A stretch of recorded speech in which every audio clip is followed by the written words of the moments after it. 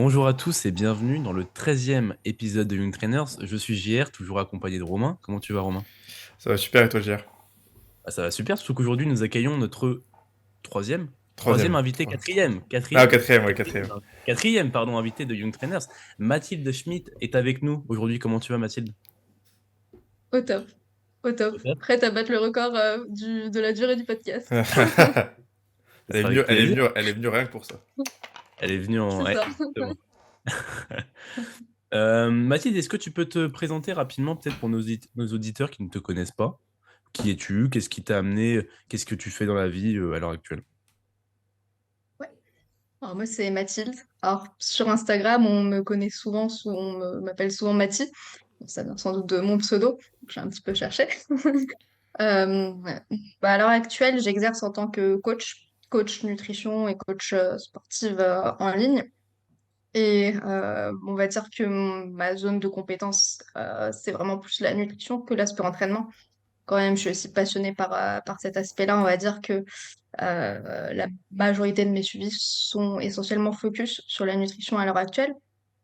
Euh, et donc, j'ai suivi un tas de formations. Bon, j'ai commencé par la formation bayésienne pour me former. Puis ensuite, j'ai suivi pas mal de formations anglo-saxonnes dans le courant, on va dire, evidence-based, entre guillemets, notamment BTN Nutrition Academy, qui est un petit peu un équivalent, on va dire, de Mac Nutrition. Et puis après, un tas de formations, justement, par-ci, par-là, notamment celle de Ben Yanes récemment, plus pour la partie, du coup, bioméca, entraînement, bon, des formations de nutrition, etc. Et puis aussi, j'aime beaucoup les podcasts comme moyen de- d'en apprendre toujours plus. Je peux avoir tendance à me disperser, justement, parce qu'il y en a partout. Et quand on est passionné, on écoute, on consomme du contenu. Mais après, bah, c'est important finalement de se poser dessus pour justement pouvoir réellement intégrer finalement et avoir un œil plus critique sur ce qu'on consomme en termes de contenu. Mais voilà, on va dire que je suis vraiment avant tout passionnée, en fait, donc par la nutrition et l'entraînement. Et c'est de cette passion qu'est née mon envie, en fait, de travailler dans le milieu. Parce que l'aspect travail est super important pour moi dans la vie de manière générale. Et donc, je me suis dit, bah, si j'ai la possibilité de faire de ma passion mon métier, bah, autant essayer. Et en réalité, cette passion, donc à l'heure actuelle, elle est vraiment très positive pour moi. Elle est vraiment très saine. Je l'aborde de façon super sereine et saine et elle ajoute vraiment de la valeur à ma vie. Mais ça n'a pas toujours été le cas. Et c'est d'ailleurs, du coup, finalement, en réalité, des penchants relativement malsains que j'ai eus par le passé, notamment un historique. Donc, à l'heure actuelle, j'ai 24 ans, mais quand j'avais 10 11 ans, j'ai vraiment développé de l'anorexie pour le coup. Donc, c'était assez tôt, je pense. Et j'en suis c'est loin derrière moi, j'ai même du mal à imaginer en fait que ça a fait partie de ma vie à l'heure actuelle. Mais du coup, c'est à partir de là que j'ai commencé à m'intéresser à la nutrition. Euh, Au sport, c'est venu un peu plus tardivement, mais surtout à la nutrition. Mais bon, on va dire une nutrition assez biaisée parce que c'était la nutrition pour perdre le plus de poids en tant que telle. Donc, j'ai pas envie de dire que c'était réellement un intérêt pour la nutrition, mais c'était voilà, problème psychologique. Cesse, Mais du coup, de fil en aiguille, la nutrition, l'alimentation, le sport ont commencé à faire de plus en plus partie de ma vie. Et c'est au fur et à mesure du temps, au fur et à mesure des expériences finalement que j'ai pu vivre, que je me suis rendu compte que à quel point finalement l'alimentation, la nutrition, le sport avaient le potentiel finalement de réellement améliorer notre santé. Et que finalement, à une époque, quand je pensais faire du bien à ma santé, c'était l'inverse que je faisais. Et donc, c'est vraiment un petit peu à partir de là, quand j'ai vraiment voulu mettre l'emphase sur ma santé et me sentir bien, et que j'ai réellement arrêté d'être dans le déni aussi de comportements qui m'étaient contre-productifs, que j'ai avancé. Voilà, vraiment pour caricaturer un peu, hein, parce que c'est bien plus complexe.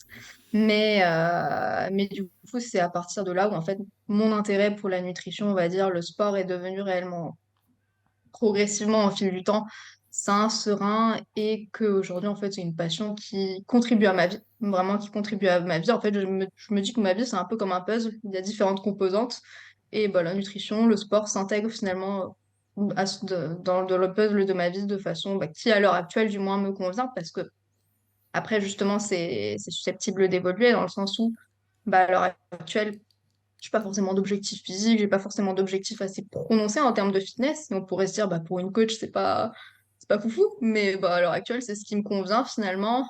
J'ai d'autres priorités. Je pense que ça, c'est hyper important. D'ailleurs, en coaching, c'est un élément qu'on voit souvent, la notion de priorité. Et c'est OK si la nutrition, le sport ou certains objectifs vraiment spécifiques sont pas ta priorité à l'heure actuelle, mais il faut être au clair par rapport à ça, finalement. Euh, quand on a un objectif, et ça, je pense que peut-être on aura l'occasion d'en parler pendant le podcast, mais je pense que c'est un gros travail de la part de l'individu quand ils veulent commencer quelque chose, est-ce que finalement tu es prêt à fournir les efforts nécessaires pour parvenir à un certain objectif?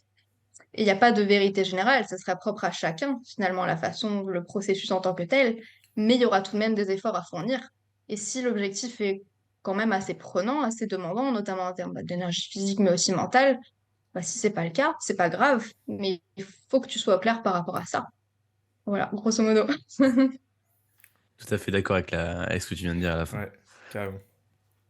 C'est vrai que ça, on en parle souvent, mais il y a pas de mauvaise réponse quand on se fixe un objectif ou quoi. Si la personne n'est pas à l'instant T, en plus de ça aussi, c'est qu'il y a la notion aussi de temps, hein. Il y a des gens qui, à l'instant T, peuvent pas atteindre ou sont pas dans la bonne situation pour atteindre leurs objectifs ou du moins mettre en place les actions pour. C'est pas grave en soi, hein. Chacun, enfin, ce Je sera pour pense que plus tard ou chacun. c'est bien aussi d'être capable de voir ça, et parce que souvent les gens, des fois, ils sont pas confiants, tu vois. Ils vont se dire, ah ouais, je veux absolument atteindre cet objectif-là, alors qu'en fait, tout le contexte qu'il y a autour est pas du tout propice, et au final, en fait, tu te mets dans un truc qui n'a pas de sens, quoi, puisqu'en fait, ça marchera, forte chance que ça marche pas. Donc ouais, je pense que c'est important aussi, nous, en tant que coach, de sensibiliser les gens à ça. Et du coup, ça passe aussi par de la communication, hein, qui est, je pense, un peu la base de nous trois, on va dire, notre approche du coaching aussi, hein. Et du coup, Mm. Mathilde, ça fait C'est combien de temps ça, que et tu es coach? Excuse-moi. ça fait bientôt 2 ans, pas tout à fait. J'ai commencé, donc là on est en 2023, en novembre 2021. Donc D'accord. 1 an et 8 mois à peu près, quelque chose comme ça. Donc alors c'est assez intéressant d'ailleurs cette question parce que je parle souvent de mes débuts en coaching, Mhm. alors que je trouve que je suis Ouais, quand même, on va dire, relativement à mes débuts. Ouais. Mais en fait, j'ai tellement l'impression, et je pense que c'est pas uniquement une impression, mais que mon coaching, ma façon de coacher, etc., a tellement évolué en cette relativement courte période que quand je parle de mes débuts en coaching, je me dis, mais je suis un peu à mes débuts, enfin, je sais pas trop comment aborder, tu vois, En le même temps, sujet. c'est vrai que le coaching en ligne, c'est tellement un truc, on va dire, où déjà, c'est quand même un métier assez récent, on va pas non plus se mentir. Mm. Euh, donc, automatiquement, 2 ans, c'est déjà. Enfin, 2 ans de coaching en ligne, c'est beaucoup, hein. Enfin, moi, Mm. bah, j'estime ça beaucoup parce qu'il y a beaucoup de personnes qui, au bout de 2 ans, arrêtent parce que soit c'est plus, soit ça leur plaît plus, mais généralement, soit surtout parce que ça marche pas. Parce qu'en fait, faire sa place dans le coaching en ligne, c'est pas du tout une chose simple. Alors, faire sa place dans le coaching en ligne, on va dire 2 ans, tu peux continuer si tu as un autre travail à côté, mais faire Mm. que du coaching en ligne et réussir dans le coaching en ligne et pouvoir en vivre et durer dans le temps, c'est à mon sens pas quelque chose d'évident. ouais. Je suis totalement d'accord avec toi. Et d'ailleurs, en réalité, en ce moment, c'est un sujet qui me préoccupe un petit peu, que je pense pas mal finalement, parce que j'adore ce que je fais, justement, la pérennité de l'activité, en prenant en compte le fait que le marketing, l'aspect marketing qui va autour du coaching, c'est vraiment pas mon dada, on va dire, et que donc, il y a pas mal finalement de conflits un petit peu internes vis-à-vis de cette notion de comment mettre en avant mes services, parce que j'ai envie de continuer cette activité tout en restant en adéquation avec mes valeurs, ce que je suis OK finalement de mettre en avant ou non. Et donc, Ouais. c'est un sujet pas évident. Ouais. Et après, c'est vrai que quand je vois ce que tu veux dire, moi je me retrouve beaucoup dans ce que tu dis quand je parle de, enfin quand je vois ce que je faisais, moi c'est à peu près comme toi, ça fait à peu près 2 ans que je fais du coaching, là ça va faire 2 ans bientôt. Et quand je me rends compte de ce que je faisais avant par rapport à maintenant, je me dis mais c'est tellement le jour et la nuit que ouais, j'ai l'impression que, alors que tu vois, sur l'échelle d'un autre métier, tu te dirais à un mec Ouais. qui fait ça depuis 2 ans, tu te dirais mais enfin mec, tu viens de commencer en fait. Mais le Et truc, c'est que ce métier-là, c'est toi qui développe, enfin, c'est toi qui ouais, oui, c'est t'auto-développe. ça. Donc tu peux peut-être aller un peu Personne. plus vite. Tu pourrais rester sur un format très très simple et continuer à coacher et personne ne te dira rien. Enfin, tu vois, c'est juste que tu auras peu de clients ou du moins, enfin, c'est sûrement ce qui se passera. Donc, mais tu vois, Romain m'a dit une phrase il y a moins d'1 an, je pense même il y a Ouais. 6. une phrase qui m'a marqué. Si t'as pas honte de ce que tu faisais il y a 6 mois, qu'est-ce que tu branles? Ouais. Et c'est vrai que ça, c'est un truc Mm. où, parce que dans un métier comme ça, où en fait, tu évolues tout le temps, ou déjà, ne serait-ce que par rapport à l'apprentissage ou quoi, bah, s'il y a des choses que tu faisais, enfin, dans un métier, et surtout que dans les débuts, comme tu dis, dans les débuts, 2 ans, c'est quand même globalement récent. Et généralement, enfin, quand tu es passionné, tu évolues et tu apprends de nouvelles choses. Et si c'est pas le cas, je pense qu'il y a un souci. Je pense que si au bout de 2 ans, tu as la même façon de coacher, la même façon de penser, alors c'est soit que tu étais extrêmement précoce et que du coup, tu as appris les bonnes choses directement et c'est super si c'est le cas, Chose qui est parce rare. qu'il y a peu de chances que ce soit le cas, mais ou bah, c'est juste que t'as rien fait, quoi. Mm. Ouais, et il y aura toujours quelque chose à améliorer. Mm. Après, est-ce que ça veut dire qu'il faut toujours être dans cette quête de l'amélioration? Pas forcément, mais que je pense qu'il y a des choses, en fait, ça dépend aussi. Un peu comme avec la nutrition, le sport, il y a les rendements décroissants. À quel point est-ce que justement cette différence va finalement améliorer mon coaching et du coup, est-ce que je suis aussi prêt justement à investir, quel que soit le niveau, en temps, en énergie, en finance, etc., pour pouvoir justement améliorer mon coaching? Est-ce que ça va vraiment apporter une telle valeur à mes coachés? Donc, il y a aussi cette notion de temps finalement dans ce que tu mets en place, etc. Ouais, Hmm. je suis d'accord, et même dans le. Je me souviens, il y avait un moment où je me disais, je vais essayer de faire le truc où il y a le plus d'informations possible, le plus de trucs, et tu te dis, je vais mettre, des pages et des pages, mais en fait, le problème, c'est que la plupart des gens, et même moi, hein, on est des feignants, tu vois. Et donc, il faut l'essentiel, les choses importantes, et si tu peux pas faire des pages de, ok, comment tu dois faire ça, comment tu dois faire ça, la personne, elle va juste se noyer en voyant tout ça, et ça va juste la dégoûter, quoi. Donc, c'est assez marrant que on pourrait donner toutes les infos, mais en général, c'est pas la meilleure chose à faire puisque bah, il y a trop, quoi. Au début de mon coaching, j'avais écrit un PDF, même plusieurs PDF que j'envoyais à mes clients, genre 3, 4, où, bah, tu sais, comment s'entraîner, comment, je sais pas, être flexible, enfin, des choses, comment gérer telle ou telle situation ou quoi. Mais en fait, je suis sûr que personne ne les lisait, tu vois. Peut-être qu'il y en avait un qui l'a lu, tu vois. Ouais. Et en plus, les lire et les retenir. Donc, et les assimiler.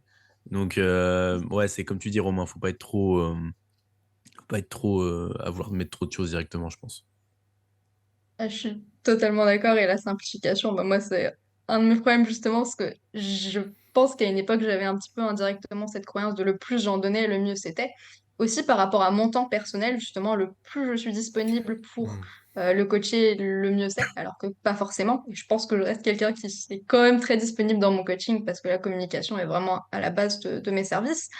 Mais, euh, mais en fait, tu vois, par rapport à l'exemple des PDF, idem, j'ai pas mal de PDF différents et sur lesquels d'ailleurs je fais des modifications assez régulièrement, quand bien même je suis quasiment persuadée que personne ne les lit, parce que finalement, le PDF, ok, c'est un support, c'est quelque chose qui restera, qui sera périn dans le temps, mais c'est pas ça le coaching. Le coaching, c'est pas le PDF, et en fait, la personne qui te prend en coach, c'est pas ce qui l'intéresse, sinon elle aurait acheté un e-book, sinon elle aurait acheté un support vraiment PDF, quoi, finalement. Donc ça peut éventuellement, je pense, voilà, ajouter une petite valeur, mais à quel point? Je pense que c'est la minorité finalement qui vont consulter ces ressources, quoi. Et c'est drôle parce que justement, euh, au début, avant de commencer le coaching, donc j'écris un tas de PDF, etc. Donc qui sont pas les documents que les coachés utilisent en tant que tels, justement pour leur suivi, mais vraiment donc ces documents annexes. Et en fait, j'avais un peu l'impression que le coaching dépendait de ces PDF, Mm. alors que pas du Ouais. tout. Ouais, je vois ce que tu veux dire. Au début, j'étais un peu pareil, moi. Alors, j'étais vraiment, je me focalisais beaucoup. La valeur que je pouvais apporter, je la voyais à travers un peu ça, quoi. Une des valeurs que je pouvais Ouais, apporter, quoi. c'est ça. Mm. C'est ça. Ouais, c'est sûr. Mhm. Euh, on a une question, Mathilde, qu'on aime bien poser à nos invités en début de podcast. Qu'est-ce qui a, qu'est-ce qui a le plus changé ces dernières années dans ta vision d'un entraînement optimal et d'une nutrition optimale? On peut commencer Mhm. par une nutrition si tu le souhaites. Hum, En réalité, je pense que pour une fois, je vais même pas différencier la nutrition de l'entraînement, parce que je pense qu'en fait, ce qui a vraiment le plus changé, finalement, c'est peut-être la façon dont je vais aborder la notion d'optimal en tant que telle. Finalement, la définition même de l'optimal. Et du coup, je pense que pour la nutrition comme pour l'entraînement, c'est à peu près la même chose. Dans le sens où quand on parle de l'optimal, et d'ailleurs, quand on fait des petites FAQ, je pense que pour vous, c'est sans doute le cas aussi, on a souvent des questions du type quel est le meilleur? Quel est le meilleur exo? Quel est le si? Quel est le pire, etc. Mais en fait, quand on parle donc d'optimal, il y a l'optimal sur le papier, donc par rapport, par exemple, à une étude scientifique. L'optimal, souvent, c'est un optimal théorique, du moins dans l'esprit des gens. La meilleure chose pour développer l'hypertrophie musculaire, etc. Sauf que quand on prend une étude scientifique, la question va être super spécifique. Elle va être super spécifique, il va y avoir une population spécifique, il va y avoir un tas de conditions finalement qui vont être réunies pour parvenir à une réponse potentielle qui va correspondre à cet optimal. Sauf que l'individu, c'est pas une étude scientifique. Et l'individu, donc, il vit pas dans un vide. Et en fait, il va y avoir un tas d'autres bah, paramètres à prendre en question si on veut définir ce qui est réellement l'optimal donc pour l'individu. Et je pense qu'en fait, une personne qui va penser en termes d'optimal va penser donc en termes de le meilleur pour, par exemple, développer enfin l'hypertrophie, favoriser l'hypertrophie, par exemple, de quadriceps ou que sais-je. Euh, mais est-ce que ça me convient réellement, finalement? Donc, est-ce que ça favorise mon adhésion? Est-ce que finalement, le stress induit par l'action et aussi le stress induit du coup mentalement par le fait de faire l'action euh, coïncide avec ce que je suis capable de recevoir et finalement me permet de réellement atteindre l'objectif en question, si ça fait du sens. Et je pense que du coup, il y a vraiment cette notion de bah, l'optimal. Est-ce que c'est l'optimal sur le papier, théorique par rapport à un certain paramètre, ou est-ce que c'est l'optimal justement pour moi, dans une situation spécifique, à une période donnée, par rapport à ce que je suis capable d'encaisser. Et je pense que c'est pas évident justement de parfois jongler entre bon bah cet optimal théorique qui bah, clairement peut nous aider dans la façon dont on programme, par exemple, dans nos recommandations, et finalement l'optimal pour soi. Et donc, je pense que ça va être parvenir à combiner les deux pour justement trouver un petit peu finalement l'entre-deux qui convient réellement à la personne, qui lui permette de progresser à une vitesse voilà, enfin, adaptée pour elle et qui finalement, en tout et pour tout, euh, confère davantage de positif que de négatif, si on peut dire. Mmh. Donc ça, c'est vraiment, je pense, l'élément qui est super important, c'est redéfinir cette notion d'optimal et de l'adapter à soi, de l'individualiser, vraiment. Moi, je crois que Ouais, je te rejoins. c'est ce que j'avais répondu la première fois s'est posé cette question, puisqu'on s'était posé cette question avec Léa. C'était, moi, pendant longtemps, j'étais persuadé que le plus optimal sur le papier, c'était forcément le plus optimal dans la réalité. Et du coup, il y a vraiment eu une dissonance au début de mon coaching avec toutes les connaissances que j'avais en me disant, ok, bah là, ça, c'est un plan optimal. Et la réalité de ce qui est adhérable pour une personne, la façon dont on va programmer en fonction de l'heure où la personne va aller à la salle, euh, à se dire, ah bon, bah là, peut-être que je vais mettre moins de volume parce qu'elle va peut-être prendre plus de temps. Enfin, tu vois, toutes ces notions-là. Et en fait, c'est ça qui fait vraiment un bon plan, je pense, c'est de prendre en compte tout ça, tu vois. Et au début, on se dit juste, oh, je vais lui faire tous les exos les plus optimaux, et puis avec un bon volume, comme sur les C'est études, et vrai c'est qu'il y bon. a il y a des façons de planifier aussi dont on parle rarement, du moins je le vois Ouais. rarement expliqué sur les réseaux, mais c'est con, mais bah, quand tu t'entraînes à 18 h, peut-être que placer un exo où tu dois aller chercher un banc sur l'endroit où il y a les bancs et le mettre au poulie, c'est pas forcément la bonne chose à faire, tu vois. Et du Mm. coup, peut-être placer un exo où t'as pas forcément aller besoin de te déplacer, aller chercher les bancs au rack à haltères, etc., où il y a tout le monde et où t'es sûr qu'il n'y en a aucun de libre. C'est peut-être pas forcément la meilleure chose à faire. Et peut-être que placer des exos, je sais pas, de placer 3 exos sur une seule poulie, c'est aussi bien. Ouais, Et ouais, c'est que ça, juste, ouais, ouais, ça peut mais être une grave. bonne méthode de planifier comme ça au lieu de te dire, OK, tension de contraction, tension d'étirement, machin, ce qui peut être une bonne chose à faire. Mais là, du coup, peut-être de prioriser dans le contexte, te dire, bon, gain de temps, la personne va adhérer mieux. Et du coup, bah, on met 3-4 exos sur une poulie ou parce qu'on sait comment est foutue la salle, à peu près dans le même périmètre. Ça peut être Ouais. une bonne façon de planifier. Je sais pas s'il y a un terme pour ça, mais je pense que c'est une bonne chose à faire Peut-être aussi de voir comme ça. l'optimisation des setups, quoi. Ouais, en quelque sorte, ouais. Ou du choix des exercices par rapport Ouais. à l'environnement. Mm. Donc, ouais. J'ai un petit exemple aussi par rapport justement à la nutrition et je trouve que cet exemple est assez intéressant parce qu'il est assez, il implique une façon de s'alimenter relativement extrême. surtout dans le contexte spécifique. Donc j'avais un coaché qui, en plus, a un gros gabarit, donc ses besoins de maintenance sont relativement élevés. Ça devait être autour des 4500 cales, quelque chose comme ça. Ah ouais, Et il était déjà relativement, ouais, un gros gabarit. Il était déjà relativement sec. Bon, Coleman. il travaille dans le milieu du sport aussi, en l'occurrence. Donc, son objectif était d'être encore plus sec, donc une perte de gras. Et donc, finalement, et il aimait manger une fois par jour.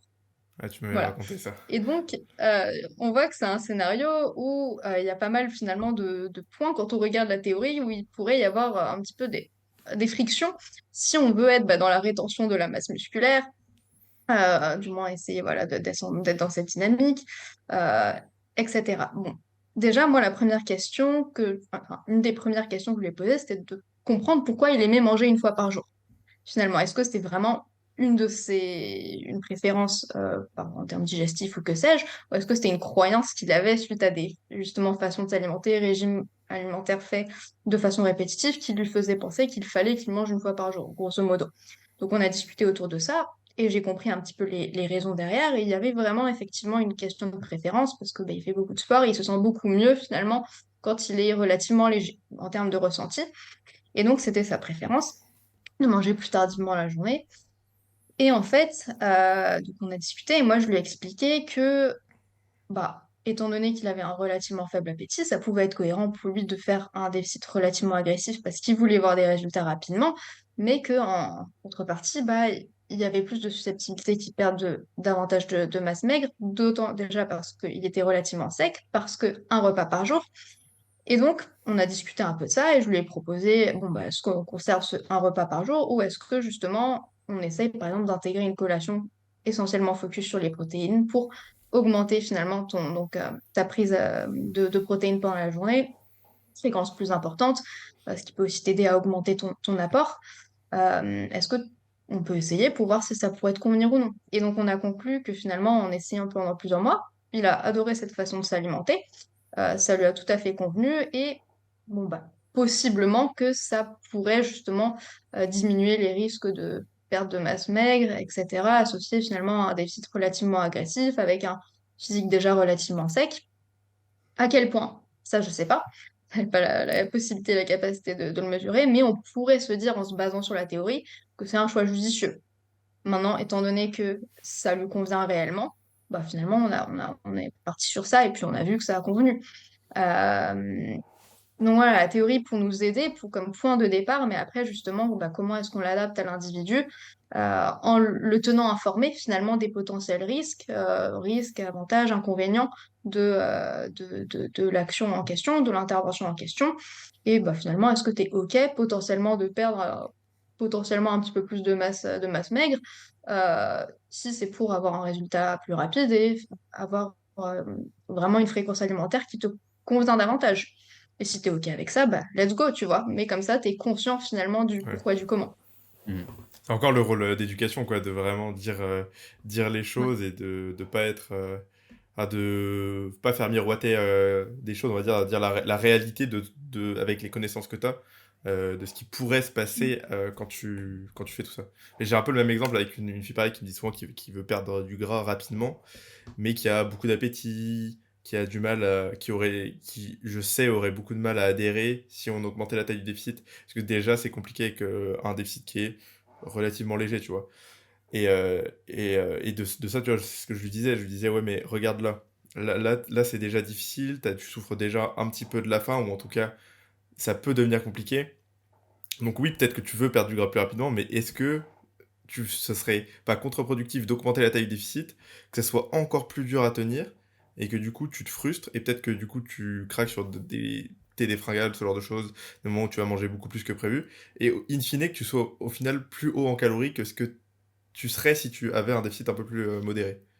Je rebondis là-dessus. Des fois, je pense que ça peut être intéressant quand tu vois que quelqu'un n'arrive pas à perdre du gras et que tu as un doute sur l'adhésion, peut-être réaugmenter les cales parce que justement, comme a dit Romain, des fois ça peut être t'es descendu trop bas et du coup l'adhésion est plus là et donc il fait d'autres repas ou d'autres petites choses dont il prend même pas conscience quelquefois dans la journée et au final le total calorique hebdomadaire est plus est en surplus ou en maintenance et ou du moins plus au déficit que tu estimais et du coup des fois de réaugmenter il y a plus d'adhésion et du coup il y a moins de il y a moins de repas libres dans la journée, quoi. Enfin, ou du moins pas de repas libres dans la journée, Mmh. mais du moins d'excès entre gros guillemets, même si je suis pas fan du terme.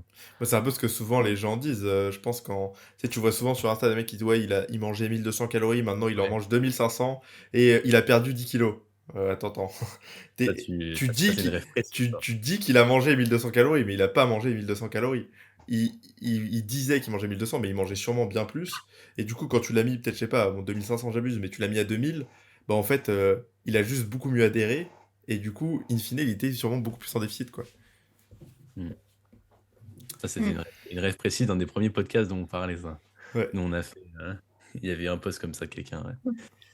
Mais Mm. oui, bah, oui, c'est sûr que je pense que ça peut être une bonne solution quelquefois de réaugmenter pour justement ce qu'apprécie là, je pense. Mm. Mais après, je pense au-delà de ça que c'est intéressant de se demander. Moi, je me pose beaucoup de questions, hein, donc faut savoir, mes coachs, j'ai pas envie de dire qu'ils en peuvent plus en réalité, je crois qu'ils apprécient ça, mais du coup, j'ai tendance à leur poser pas mal de questions. Et du coup, là, j'aurais peut-être tendance à essayer de comprendre, bah, finalement, pourquoi, donc à l'heure actuelle, avec le déficit en question, est-ce que tu rencontres des difficultés au niveau de l'adhésion? Est-ce que c'est parce que tu ne vois pas des résultats aussi rapidement que ce que tu voudrais?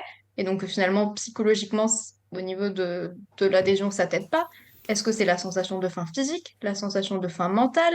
Est-ce que c'est quels sont les facteurs finalement qui contribuent au fait que cette adhésion est difficile?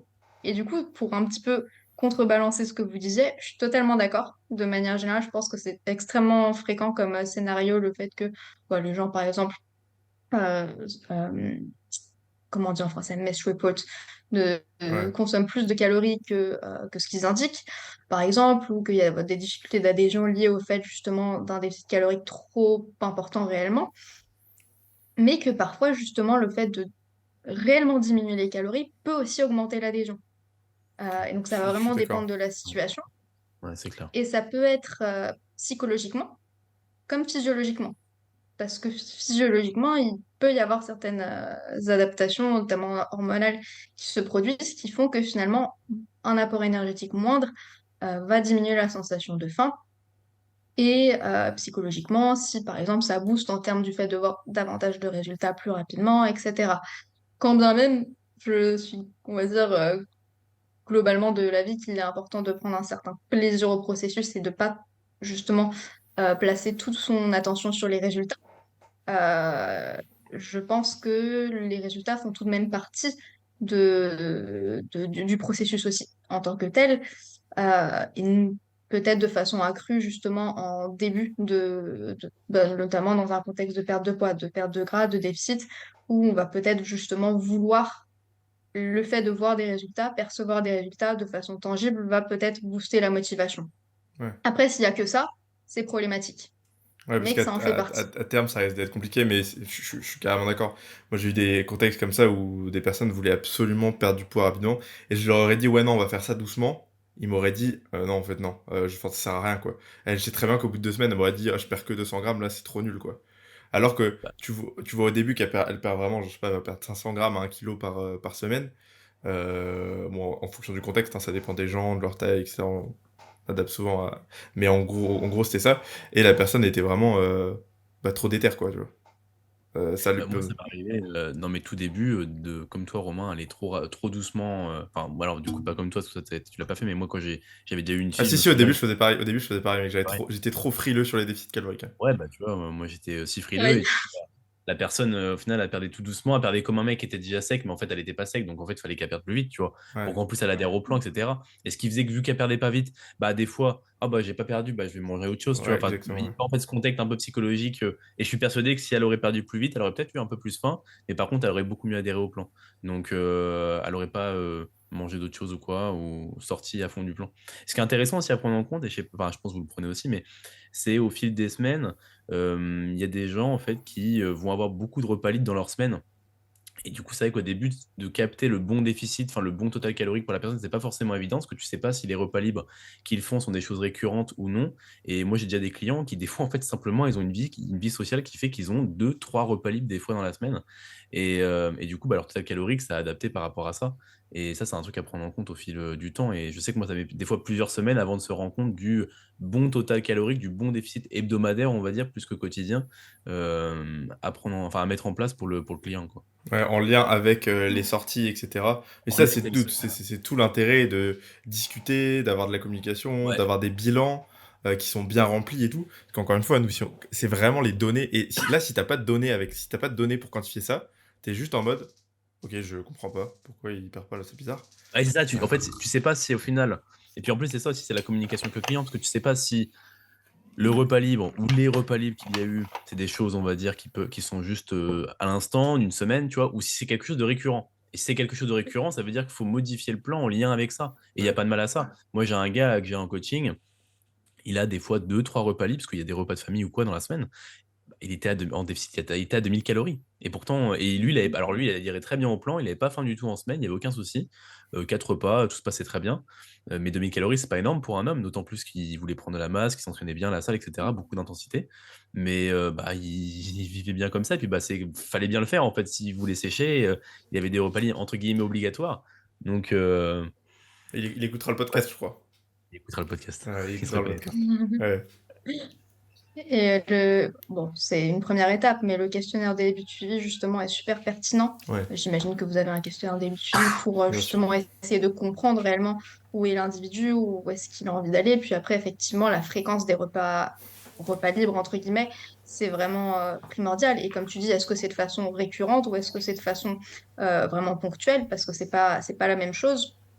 Et, euh, et je pense que ce qui est hyper important, c'est de responsabiliser aussi l'individu par rapport au fait où bah, si cette semaine, tu n'as pas été en déficit, tu as été dans un déficit moins important que prévu, en tant que tel, est-ce que tu es OK avec ça?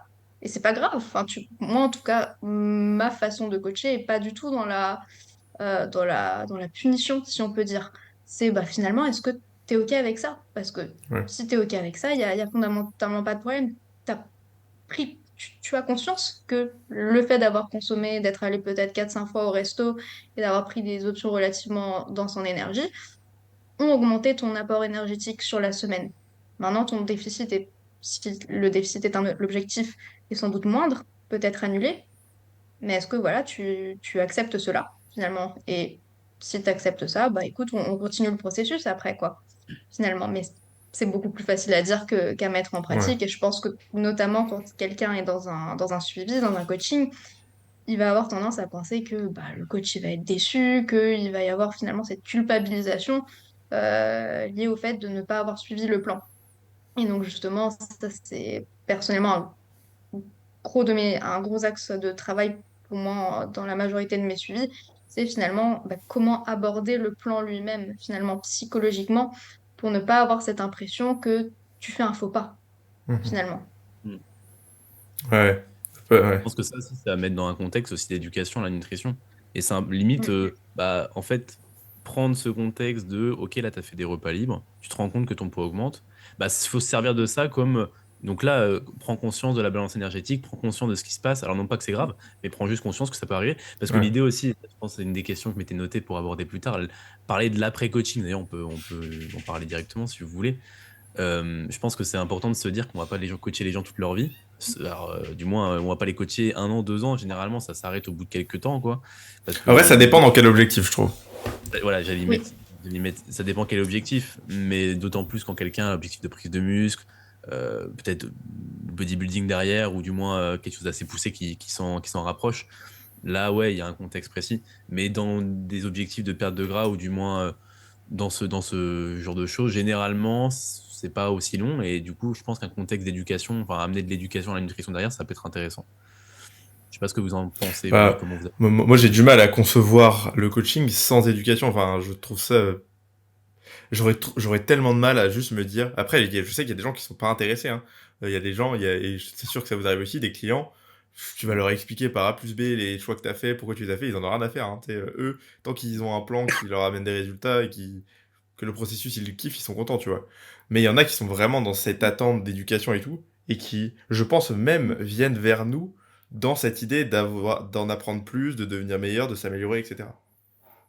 Et moi, perso, Ouais. c'est ce que j'aime beaucoup aussi. Hein. Mm. Moi, c'est ce que j'adore aussi. Et justement, bah, on revient avec cette individualisation. Moi, c'est ce que j'aime dans le coaching, finalement, c'est cette individualisation. Et Euh, et ça, c'est quelque chose dont je me suis rendu compte relativement récemment et un petit peu finalement au fur et à mesure du temps. Ce que j'aime beaucoup finalement, c'est effectivement développer l'autonomie du coaché. Développer l'autonomie du coaché et lui permettre voilà, de voler de ses propres ailes finalement une fois le suivi terminé. Alors, je pense pas que ça veut dire qu'on ne bénéficierait pas forcément a posteriori d'un autre suivi, qu'on c'est fini, on n'aura plus jamais de coaching, mais que on se sentira capable de globalement, la majorité des cas, finalement, naviguer notre alimentation, notre pratique sportive seule. Donc, j'insiste vraiment finalement sur se sentir capable, se sentir suffisamment confiant justement en ses capacités de naviguer seul. Et après, pour certains objectifs spécifiques ou pour peut-être un besoin finalement de favoriser l'adhésion, on pourrait éventuellement rebénéficier d'un suivi. Mais que globalement, finalement, on serait pas perdu vis-à-vis de notre alimentation, vis-à-vis de notre entraînement, qu'on aurait justement le bagage en termes de connaissances suffisant par rapport à nos besoins pour justement avancer. Et donc, il y a vraiment le bagage en termes de connaissances pures et dures, mais je vais différencier les connaissances liées vraiment à l'éducation nutritionnelle du développement aussi de compétences, justement de compétences applicables pour soi. Et donc, il y a l'éducation nutritionnelle, l'éducation par rapport à l'entraînement, mais aussi l'éducation sur apprendre à moi me connaître. Moi, me connaître, comment j'ai tendance à réagir à certaines choses, bah, notamment par rapport au déficit. Et ça ne veut pas dire que parce qu'on réagit d'une certaine façon, de façon la majorité du temps qu'on va forcément réagir de cette façon, mais finalement, comme pour le tracking des données, avoir des points de repère. Des points de repère, bon, bah, si je mange un petit déj salé, généralement, ça a tendance peut-être à me caler pendant plus longtemps que si je mange un petit déj sucré. Si je mange pas de petit déj, je vais avoir tendance à avoir un appétit plus important en deuxième partie de journée, ou non, etc. Et finalement, apprendre à comprendre comment on a tendance à réagir à différents scénarios. Et ça, je pense que c'est vraiment super important et quand même sous-estimé.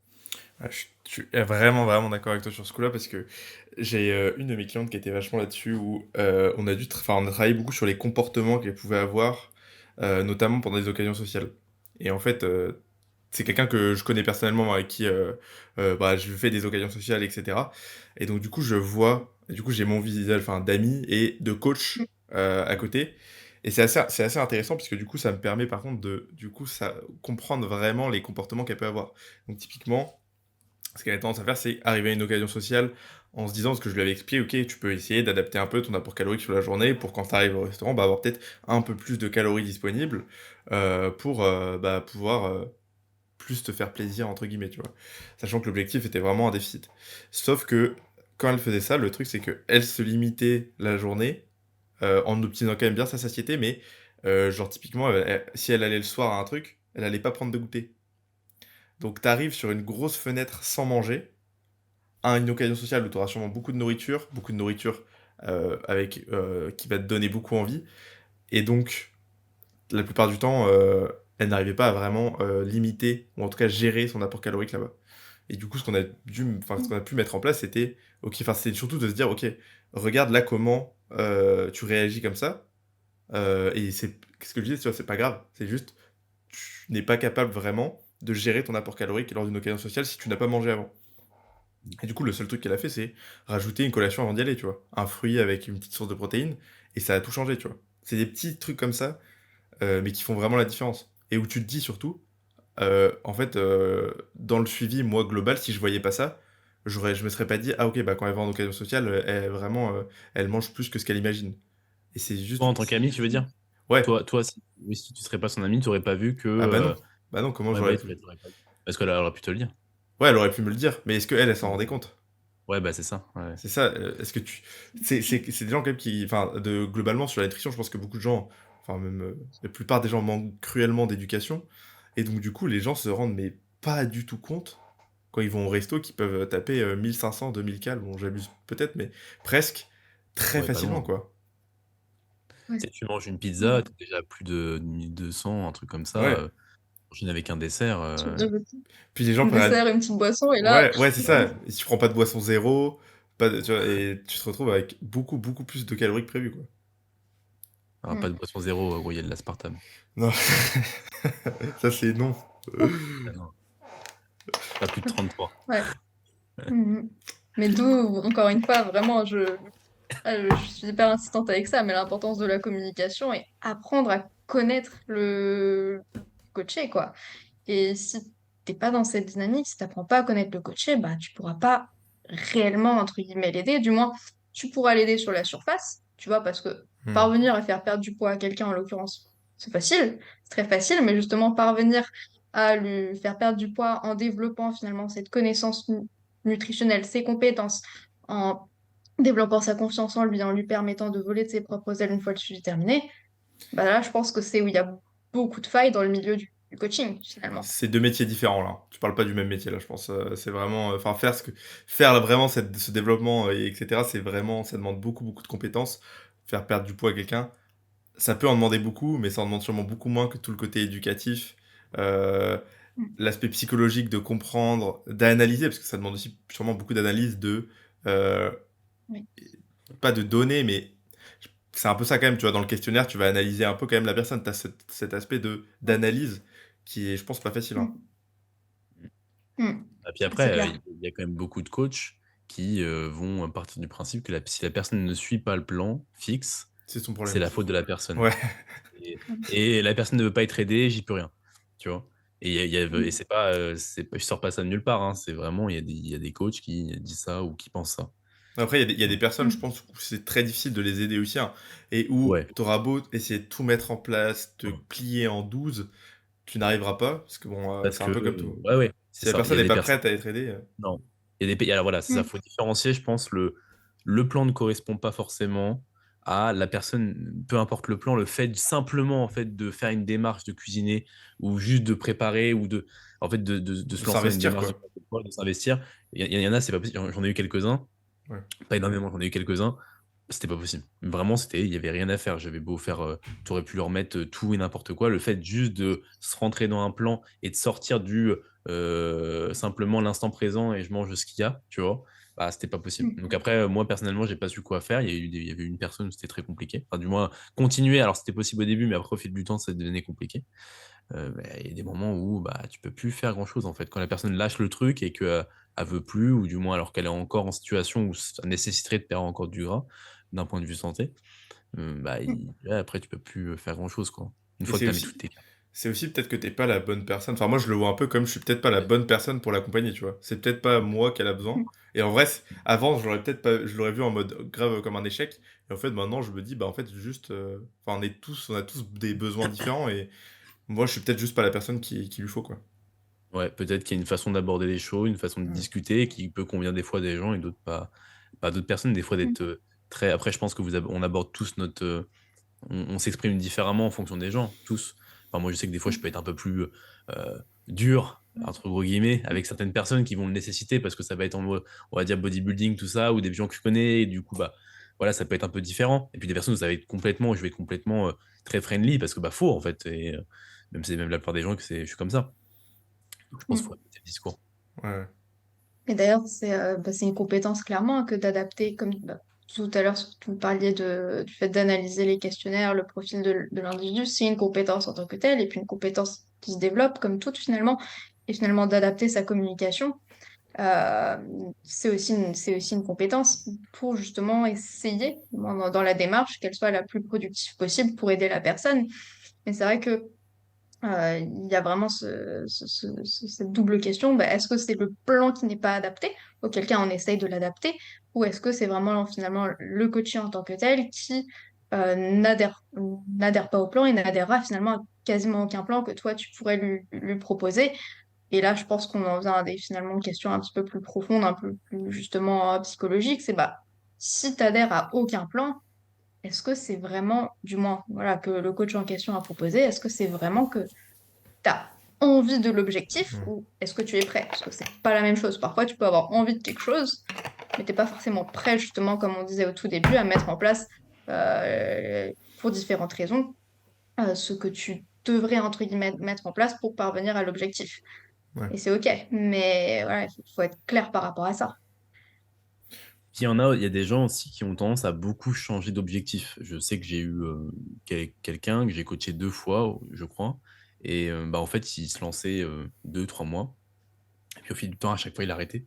Alors non pas que le plan il adhérait plat, mais simplement en fait changement alors non pas changement d'objectif, mais changement de mindset dans sa vie, d'autres choses qui l'intéressent et puis en fait il arrête. Et il y a des gens qui sont pas, qui arrivent pas à être ancrés sur un seul point et du coup, bah, ils switchent en fait et ils arrivent pas à rester ancrés sur un seul objectif, Ouais. Mmh. Ah, moi, j'ai quelqu'un qui est comme ça aussi. Et ouais, j'ai mon frère jumeau qui est un peu comme ça aussi. Qui est un peu. Il va sur. Il a plein d'idées, il sait faire plein de trucs, mais du coup, il a du mal à se fixer sur un truc, tu vois. Et mais du coup, c'est assez compliqué dans ces moments-là, puisque moi, tu vois, j'ai en tête une personne que je coach depuis un petit moment, qui a vraiment ce truc où un coup, elle veut faire de l'hypertrophie, après, elle veut faire un peu du crossfit, elle veut perdre du poids, mais du coup, on essaye un jeûne intermittent parce que c'est ce qu'elle veut faire et ce qui lui paraît bien. Puis finalement, c'est pas. 3 semaines après, elle veut faire autre chose. Enfin, tu vois, il y a vraiment ce truc de changement continuel. Et là aussi, bah, ce que je lui ai souvent dit, c'est que déjà quand tu fais un changement, le temps de voir si le changement a été productif, intéressant, il faut déjà avoir du recul, tu vois. Et donc, si tu changes tous les Mmh. 3 semaines, que ce soit d'entraînement ou de diète ou de plan globalement, en fait, t'as jamais de recul sur, ok, est-ce que ça c'était bien? Mmh. Donc ça, c'est un peu Ouais. frustrant. Et je pense que c'est un aspect assez sous-estimé aussi, le fait d'avoir du recul, justement.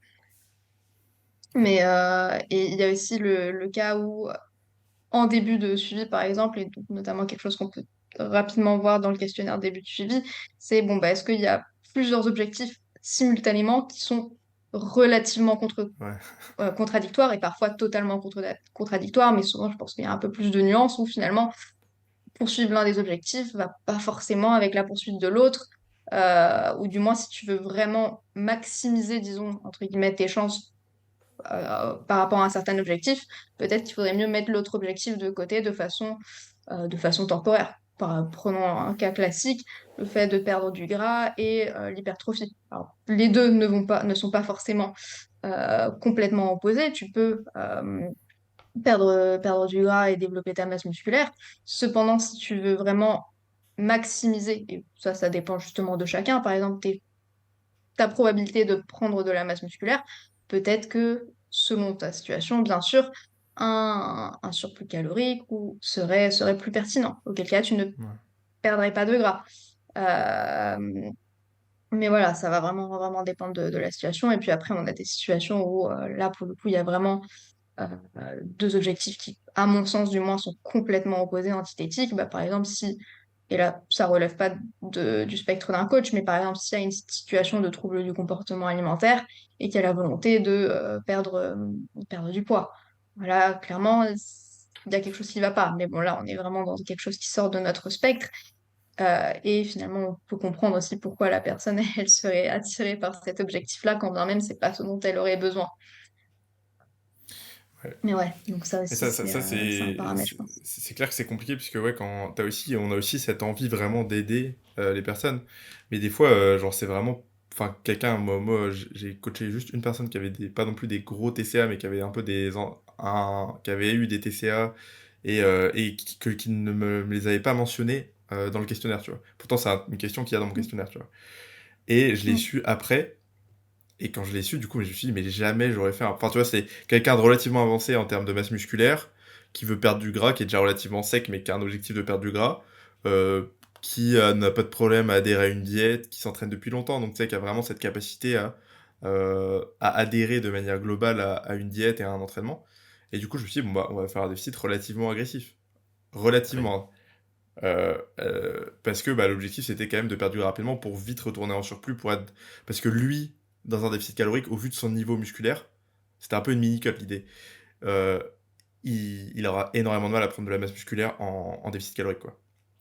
Et sauf que Mmh. bah, du coup ne sachant pas qu'il avait eu des TCA, le plan je n'aurais jamais fait un plan comme ça si j'avais su, ou probablement que je n'aurais pas baissé les calories autant quoi. Mmh. Donc, Mm. donc ouais Après, j'ai c'est. moi-même eu, quelqu'un qui avait excuse-moi Romain, vas-y. Vas-y, vas-y, j'avais fini Je t'inquiète. disais, j'ai moi-même eu quelqu'un du coup qui avait eu des TCA et qui en a encore quelques fois, c'est pas aussi, on va dire récurrent qu'elle a pu avoir, mais ça elle en a encore et c'est vrai que pour le coup, elle est en déficit calorique parce qu'en fait, c'est, bah, déjà quelque chose qu'elle aurait fait sans moi, un déficit, Babysitter. de l'accompagner, dans, dedans sans forcément que ce soit agressif ou quoi et qu'elle adhère au plan. Et c'est vrai que du coup, bah, le fait d'être en déficit et de perdre du poids, ça l'impacte positivement psychologiquement, tu vois. Et ça peut même ralentir, enfin je sais que on a remarqué ça ensemble, que ça du coup ralentissait quelques symptômes qu'elle pouvait avoir psychologiques. Donc je pense des fois dans certains cas, être en déficit et perdre du gras, parce que du coup c'est quelque chose qu'elle recherchait vraiment, ça peut peut-être avoir un impact psychologique plutôt positif. Et d'ailleurs, les TCA, finalement, parce que c'est vraiment un terme, alors je suis loin d'être spécialisée dans le domaine, mais je suis quand même intéressée un petit peu, et c'est en fait un terme qui est utilisé à tout va. Ouais, Mais en fait, ce qui est important de comprendre, je pense, c'est qu'il y a donc, TCA à proprement parler, qui sont vraiment une maladie d'ordre psychologique. Et ensuite, il y a une relation troublée à l'alimentation, donc plusieurs symptômes qui dénotent de certains comportements relativement contre-productifs vis-à-vis de sa relation à l'alimentation, son rapport à son corps, à sa pratique sportive, etc. Et que ça existe vraiment sur un spectre, finalement. Et que donc, voilà, il y a vraiment différents stades. Alors, c'est pas pour dire qu'il y a des stades qui sont plus graves que d'autres et que on devrait en délaisser ceux où il y aurait potentiellement moins d'impact de façon importante sur la vie de quelqu'un, mais que c'est un spectre et qu'en fait, un TCA en tant que tel nécessite un diagnostic médical. Et je pense qu'il y a beaucoup de gens justement qui ont, admettons, eu des TCA dans le passé, qui vont peut-être avoir des comportements relativement contre-productifs, eux, parce que c'est vraiment par rapport à soi, qui le sauront ou ne le sauront pas, qui seront dans le déni ou non, qui s'en rendront peut-être compte au bout d'un moment, mais que finalement, c'est pas un TCA à proprement parler. Là, on rentre vraiment dans les nuances du sujet, mais je pense que c'est important de mettre en avant la différence parce que euh, c'est pas la même chose. L'impact sur le quotidien de la ouais. personne et la prise en charge Ouais, la prise en charge, surtout, je pense, est c'est vraiment différente. différent. Même si je pense qu'on a toujours, enfin moi j'ai toujours tendance à quand quelqu'un a des TCA à toujours rediriger et dire que ouais que moi c'est pas du tout quelque chose où je suis spécialisé là-dedans, j'ai quand même vu quelques connaissances dans le domaine mais loin de pouvoir accompagner quelqu'un vraiment là-dedans et donc Puis le truc, c'est que, comme l'a dit Mathilde, les TCA, c'est quelque chose à diagnostiquer et ouais. c'est quelque chose à se faire accompagner. Enfin, c'est une maladie où on se fait accompagner par des médecins ou des psychiatres et il y a des réels, comment dire, des réels protocoles. Je sais pas si on peut appeler ça comme ça, et pour sortir de ces TCA. Enfin, c'est pas un coach. En fait, ça, j'ai du mal avec les coachs spécialisés en TCA. Je sais pas si vous. Oula sujet. Mais, Mathilde mais Mathilde elle non, mais je attendait sais que pas. ça. Oui. Ah ouais? Non, mais je sais pas, en vrai, je me suis jamais forcément posé la question, mais je sais pas, genre, j'ai du mal avec les coachs spécialisés vraiment en TCA ou qui marquent spécialisés en TCA. Non pas qu'ils peuvent pas amener des tips super pour aider les personnes, non pas qu'ils peuvent pas les accompagner ou quoi, mais moi, je crois comprendre que les TCA, c'est quand même un accompagnement psychiatrique, psychiatrique, pardon. Psychologique, ouais, Ah, psychologique, même psychiatrique. psychiatrique. Enfin, il y a Ouais, quand même ouais, un. psychiatrique et psychologique, ouais. Enfin, c'est autre chose, tu vois, que psychologique, hein. C'est pas Ouais, la ouais, même. Oui, oui, oui. oui. Il y a vraiment des protocoles précis. Ouais, ouais. Non pas que le coach peut pas aider, ça j'en suis persuadé qu'il le peut, mais Faut savoir rester à sa place, ouais, je pense. les mots ont un sens. Mm. Ouais. Ouais. Ouais, ouais, rester dans son spectre de compétences, c'est hyper important. Et alors là, vraiment, c'est un sujet qui bouillonne en moi, mais les coachs spécialisés en TCA, experts en TCA, tu vas sur leur profil et il y a un post lié à la perte de poids. Non, mais tu sais ce que c'est un TCA? Enfin, je veux dire, c'est gros, quoi. T'as pas besoin enfin, visiblement si, mais t'as pas besoin de savoir ce qu'est un TCA pour savoir que mettre en avant la perte de poids et un avant-après avec le physique, c'est complètement contre-productif Ouais. pour quelqu'un qui a un TCA, mais que justement, c'est susceptible de renforcer son comportement malsain finalement et une préoccupation vraiment problématique pour son poids, son apparence, etc., quoi. Mais c'est susceptible de te faire prendre un coaching avec lui pour te donner de l'argent. J'ai Et déjà vu ça, des offres, il y a des Exactement coachs ça. il y a des coachs qui font des offres TCA. Enfin genre, Ouais. oh putain, par ça contre, j'ai jamais vu ça, mais j'ai déjà vu et je Et- t'en parlerai en off. ouais. oh, Vraiment, il y a des gens, ils font coach simple, machin et TCA et c'est le plus gros, ouais, c'est le truc le plus cher. Ah, ouais. c'est lunaire ça. Ah là Et là. je trouve Après, ça, mais vraiment, désolée, mais dégueulasse. ouais, Dégueulasse, parce qu'en fait, c'est des gens, et je pense que c'est souvent comme ça, finalement, dans notamment cet aspect un peu marketing, c'est profiter d'une insécurité. Mmh. du désespoir, hein, souvent des gens, euh, voilà, pour se faire de l'argent derrière, quoi. Et c'est vraiment un des aspects qui me plaît pas et qui me rebute finalement dans cette composante de vente telle qu'elle est souvent mise en avant, c'est que tu vas vraiment jouer sur les insécurités des gens.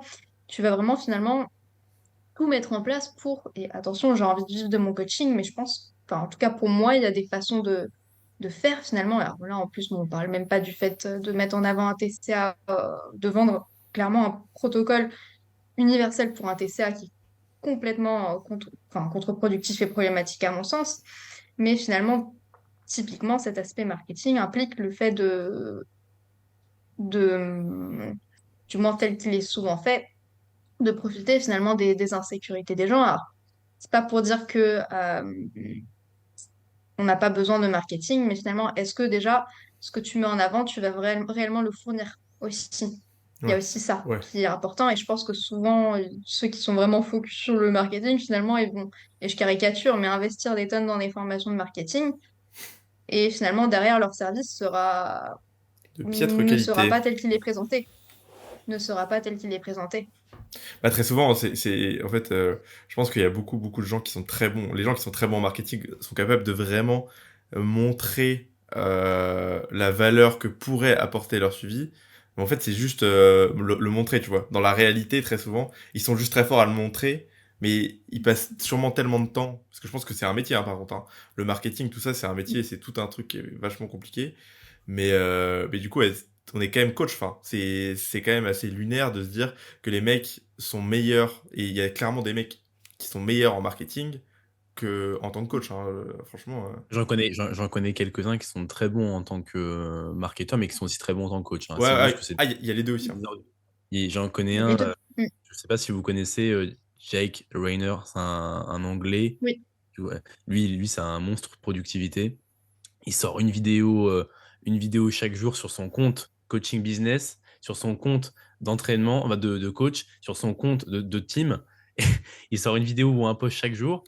Et le mec fait un travail qualité, parce que je sais que, enfin, je connais Anton Schmidt qui est Ah, Café Fitness. ouais. Et il coachait Ah pour oui, lui. oui, oui. Il m'a dit qu'il Mm. était très bon en tant que coach et enfin, voilà, ça se passe très bien.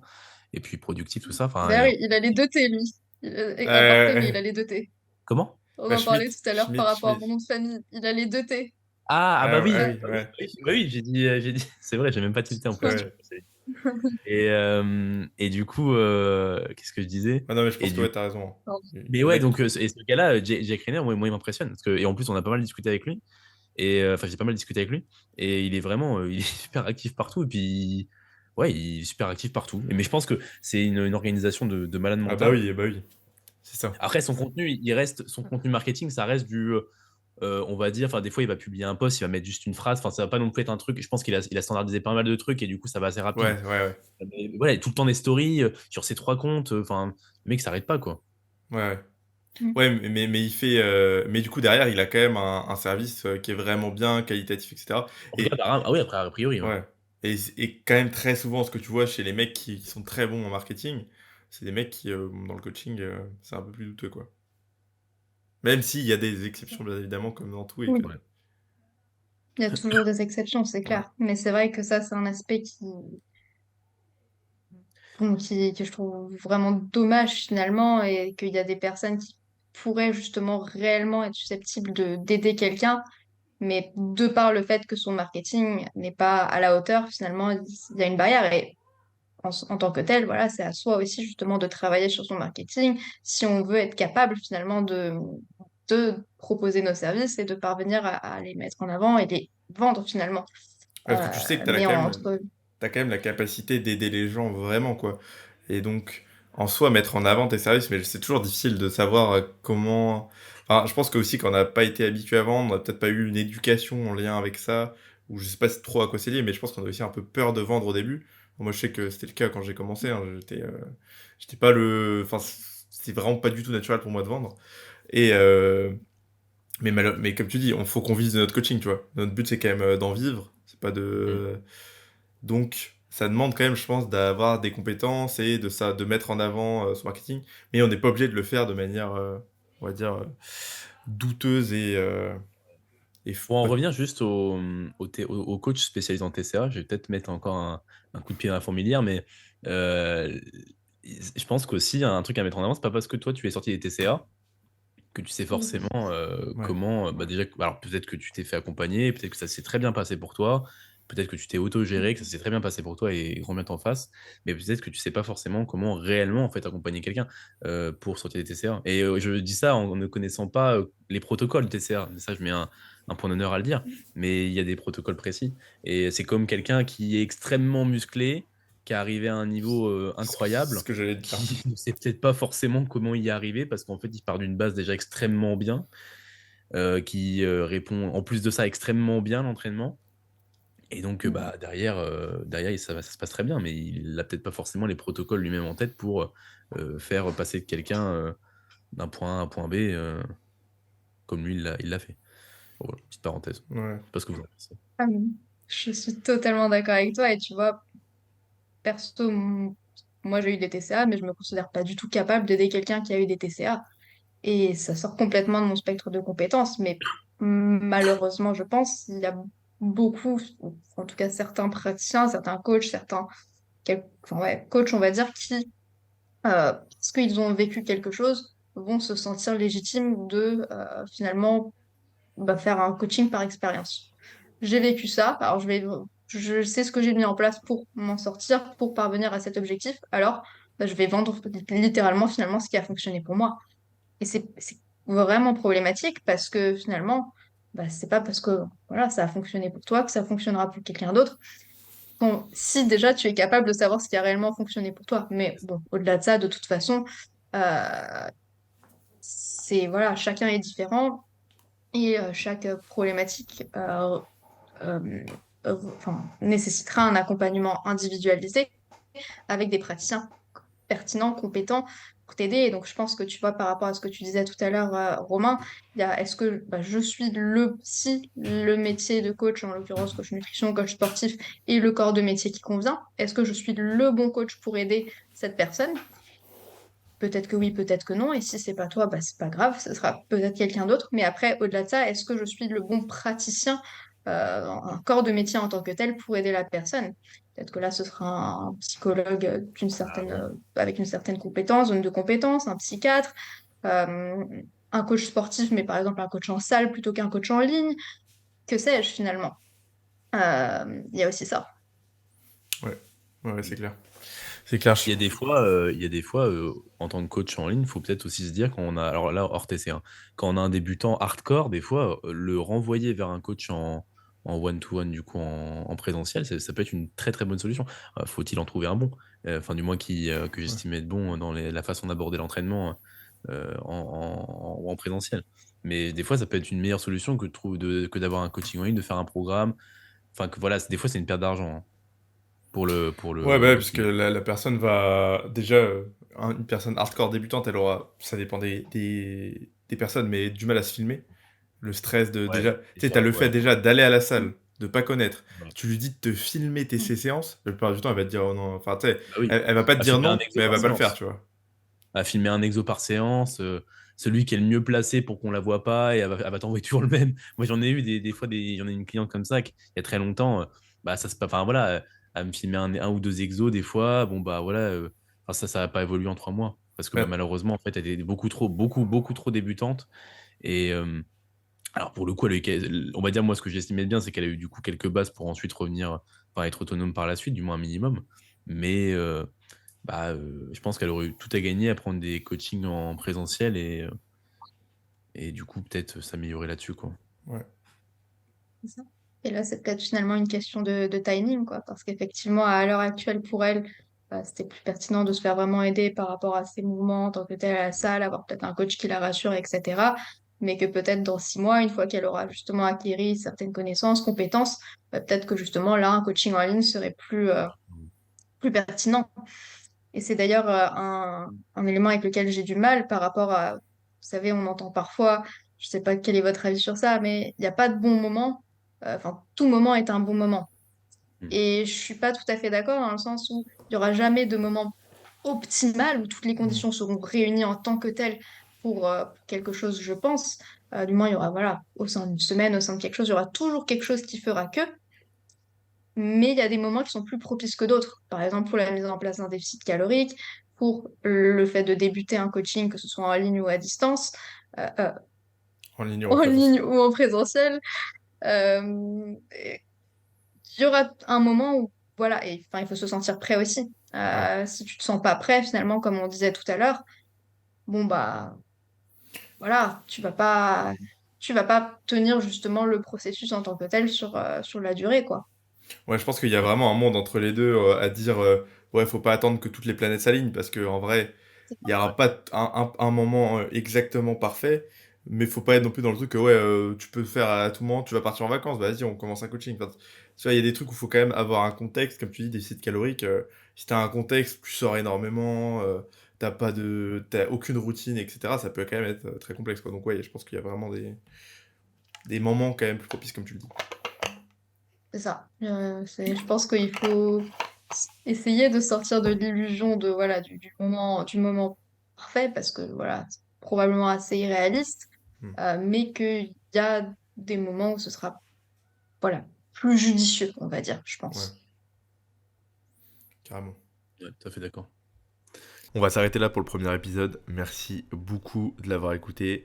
Si vous êtes resté jusque-là, n'hésitez pas à nous faire un retour.